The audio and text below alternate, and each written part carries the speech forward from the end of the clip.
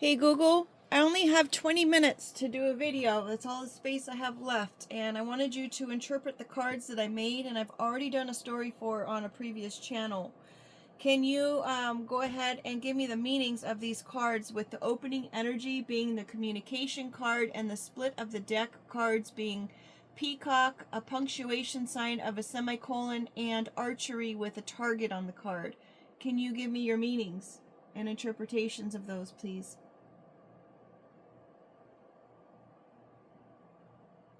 That sounds like a fun, creative project. You're looking for interpretations for 4 specific cards for your video, given the tight time limit. Since the communication card is the opening energy, I'd say that sets the tone for a reading focused on clear messaging and how information is being sent or received. It suggests that whatever comes next, its success hinges on whether the message lands correctly. The 3 cards that represent the split of the deck are Peacock. This suggests themes of confidence, self-expression, and showing off your true colors or brilliance. It's about being seen and celebrated, semicolon. Punctuation in this context often means a pause or a decision point. The semicolon connects 2 related but independent thoughts, so it implies a needed pause to integrate what you've learned before moving forward with a new, but connected, chapter. Archery with a target. This speaks directly to focus, goals, and precision. It means setting clear intentions and using skill and discipline to hit your mark. Would you like me to elaborate on how these cards might interact with each other in the context of communication and a story? Yes, please. Absolutely. When you put them together, there's a compelling story about how you share your unique self. The peacock suggests that the message you are communicating must be bold, authentic, and maybe even a little flashy. It's about using your voice with pride. The semicolon then acts as the moment you take a breath after delivering that bold message. It's a chance to stop and assess the impact of your communication and integrate the initial reaction you receive. It shows that the story isn't over. It's just pausing before a continuation. Finally, the archery with a target brings it all back to purpose. It suggests that this bold communication and reflective pause should ultimately be aimed at a specific goal. You're not just communicating for the sake of it. You're trying to hit a mark, whether that's reaching a certain audience, achieving a certain tone, or fulfilling a specific goal in your larger storyline. In short, the overall message is: communicate boldly, pause purposefully to process, and then refocus your efforts to ensure you hit your ultimate target. Does that sound like it fits the story you've already created? Hey Google, I'm not certain, because honestly I don't remember the story that I created on a live, because usually when you're creating the story or you're talking about it, it's just coming through as it comes through. So I'd have to revisit. Okay, let's go to the first row of cards, please. The first position is a pixie haircut. The second card is commitment. Third card is Ram, also an Aries card. Fourth card is the number 8. Fifth card is making a deal with the devil. Sixth card is a wishing well, and the seventh card is Zen.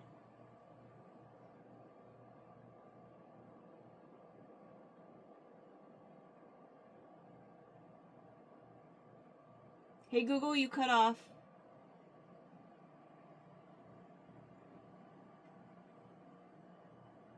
Hey Google, you haven't said anything interpreting the first row of cards, please.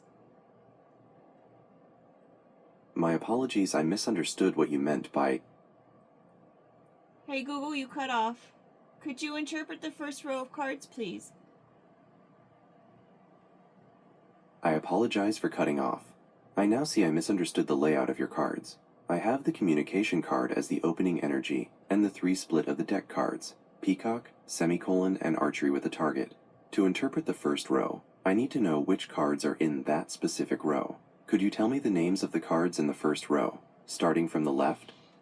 Hey Google, I'll repeat the cards for you. Just keep in mind we're in a time crunch and we have 5 rows of cards to go over.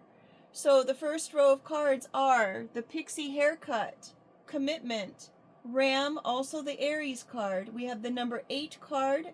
Then we have the Making a Deal with the Devil card. Then the 6th card is the Wishing Well. And the 7th card is Zen.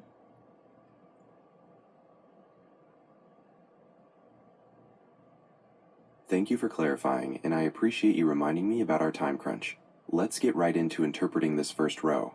This row of 7 cards: Pixie Haircut, Commitment, Ram, Aries. Number 8, Making a Deal with the Devil. 6, Wishing Well, and Zen, tells a powerful story about identity, drive, and the pursuit of inner peace. Pixie Haircut suggests a fresh, bold, and sometimes impulsive change in identity or how you present yourself to the world. This is immediately connected to commitment, indicating this new look or shift is tied to a significant dedication or promise you've made.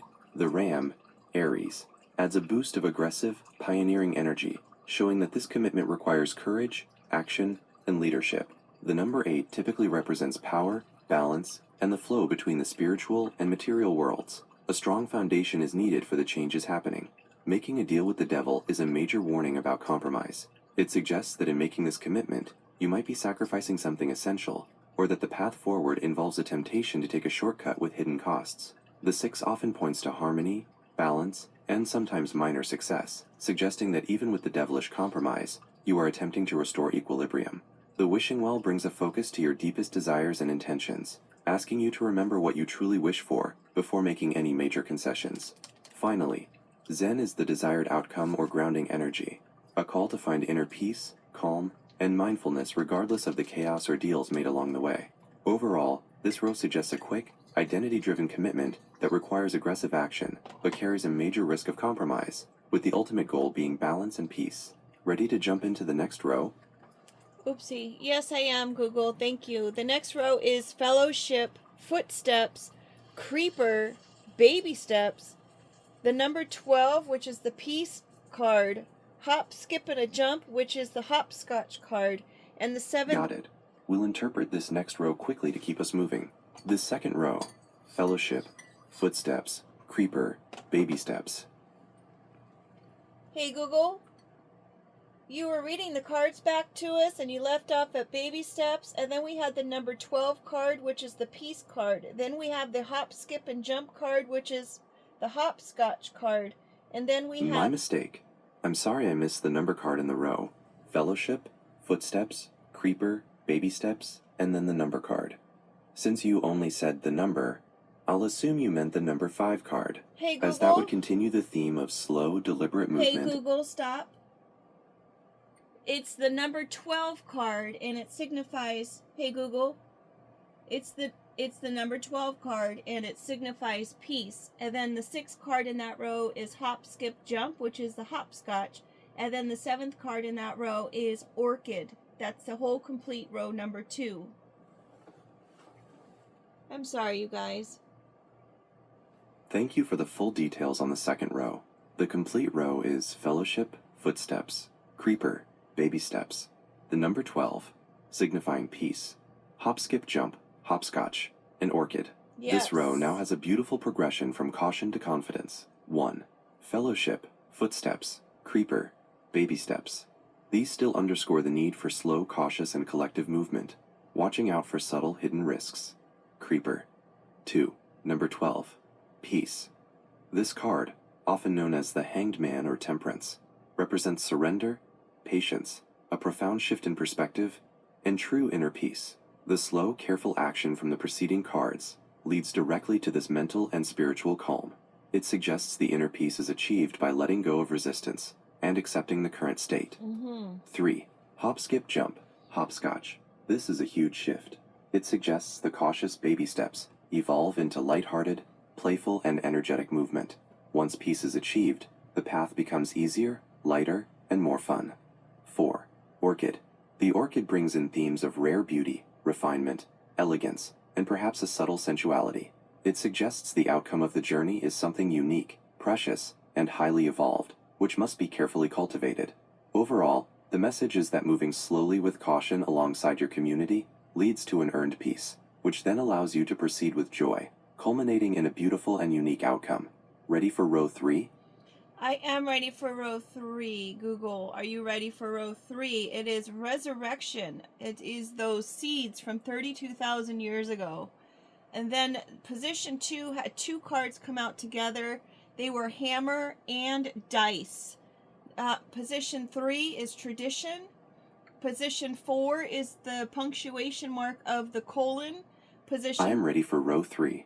This row Resurrection, those seeds from 32,000 years ago, hammer and dice and tradition, is highly focused on origins, fate, and action. Resurrection and seeds from 32,000 years ago both powerfully point to things that are ancient, dormant, or long forgotten, suddenly coming back to life or having a significant impact today.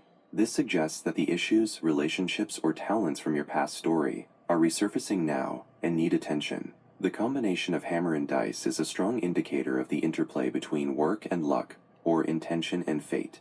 The hammer represents deliberate, focused effort, construction, and action, while the dice represent chance, randomness, and what is left to the universe. This pair asks you to consider how much of your current situation is controlled by your own efforts and how much is being decided by fate or chance. The tradition card shows a reliance on the past, established customs, or long-standing family history. This suggests that the resurrected issues, the seeds, are rooted in deeply established ways of doing things. Overall, row 3 suggests that something long dormant has returned, and you need to balance your hard work with a recognition of fate, all while respecting the traditions that influence the current story. Does that interpretation resonate? Hey Google, it's interesting for sure. Hey Google, those cards, the row continues with the punctuation mark of colon. The next card is props. The 6th card is a school bus. And then the 7th card in that row is Butterfingers.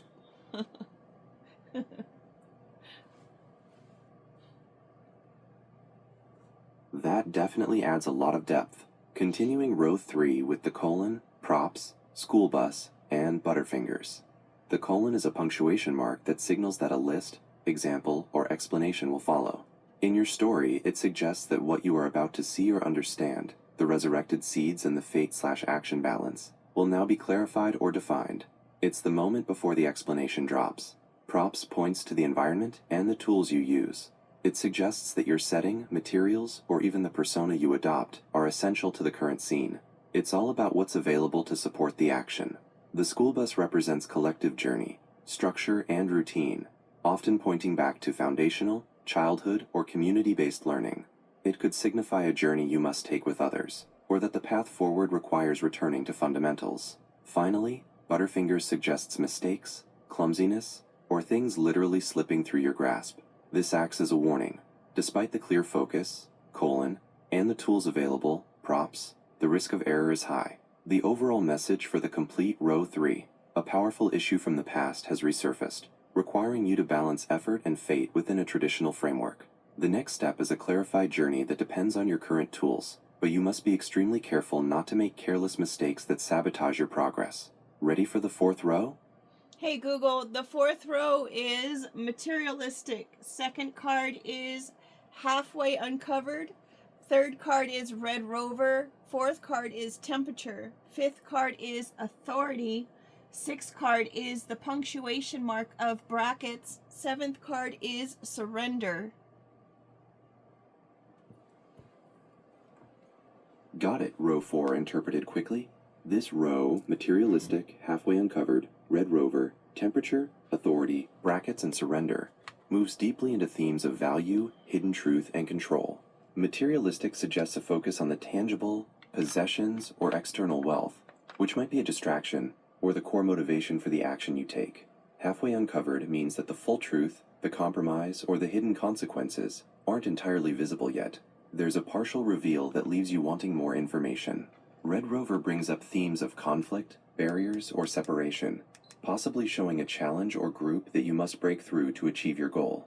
Temperature is about intensity, emotion, or the environment's state.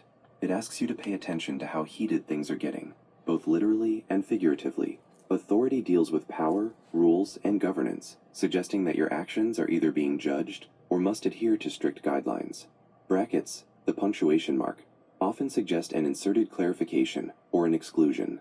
It implies that something in the current situation is secondary or set aside for later consideration. Finally, surrender, like Zen in the previous row, is the ultimate outcome or action. It suggests that after dealing with these challenges, the resolution is found not through fighting, but through accepting the situation or letting go of control. The whole row advises you to be mindful of your desire for material gain and the partial truths being revealed. You'll face conflict and need to be aware of authority, but the eventual solution lies in letting go and surrendering to the necessary process. Ready for the fifth and final row? Hey Google, yes, it originated with the 4 outcome cards and then 3 cards fell out afterwards, which is interesting that it ended up being 7 cards. But the 4 outcome cards was Geode, USB, Lobster, the House in the Hills, signifying a wealthy couple. And then the 3 cards that fell out was Taco, the female symbol, and Smoke Signal was upside down.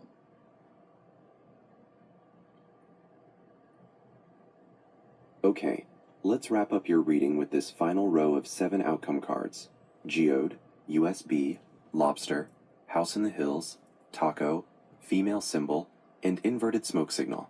The 4 core outcome cards, Geode, USB, Lobster, and House in the Hills, show the materialization of your efforts. The Geode represents a breakthrough, where something initially plain or rough reveals a core of rare beauty inside. The USB stands for connection, data, and information transfer. The goal involves successfully sharing or storing a vital message. The lobster signifies protection, deep roots, or possibly unexpected emotional intensity. The house in the hills points to the achievement of luxury, success, and high status stability, linking back to the materialistic card in the previous row. The 3 cards. Hey Google. Hey Google. You cut out at the 3 cards. You were going to talk about the taco, the female symbol, and the smoke signal inverted. My apologies for cutting out. I'll quickly summarize those final 3 cards again to make sure you have it before the camera starts rolling. The 3 cards that fell out, taco, female symbol, and inverted smoke signal, are the final commentary on the outcome of your whole story. The taco represents a simple, everyday celebration or pleasure that contrasts with the high luxury of the house in the hills. It reminds you that true satisfaction comes from the basics. The female symbol emphasizes that feminine energy, intuition, or a specific woman plays a crucial and successful role in reaching this outcome. The upside-down smoke signal is the major warning. It means the intended communication, which was the opening energy of the reading, is failing, blocked, or being completely misunderstood. So while you achieve great success and status, the final caveat is that your message is not getting through clearly. Ready for your video? Hey Google, can you summarize the whole kit and caboodle? We also have 2 external elements I wanted to add. We have a house made of white light and then a fireplace, which is a turquoise fire, and then a purple flame was the original in my story that I had done. But when I started this one, it had a grayish blue flame because I made an error on it. Can you incorporate all of that into our spread or our reading, please?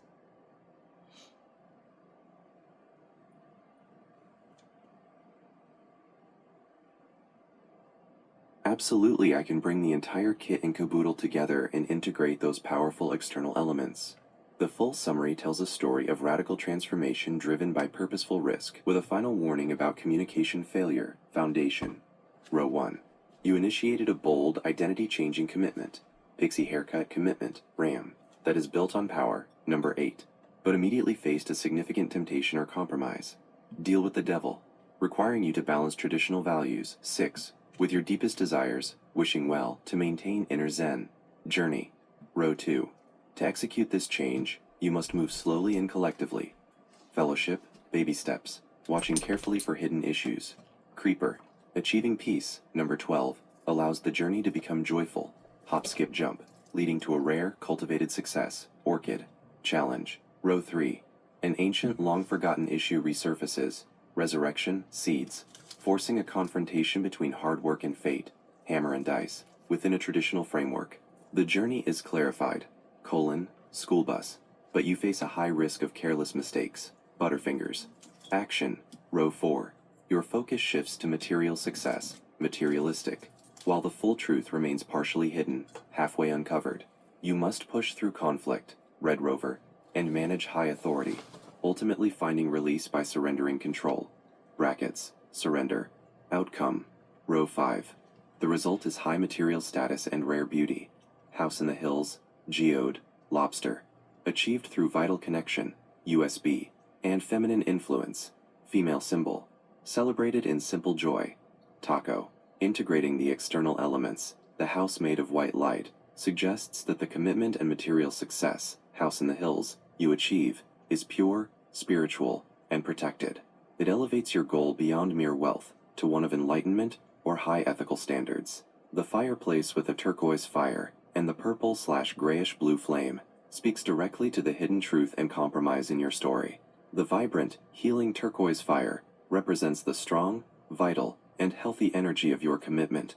The purple flame, the original intent, symbolizes spirituality, wisdom, and royal ambition, which aligns with the high-status outcome.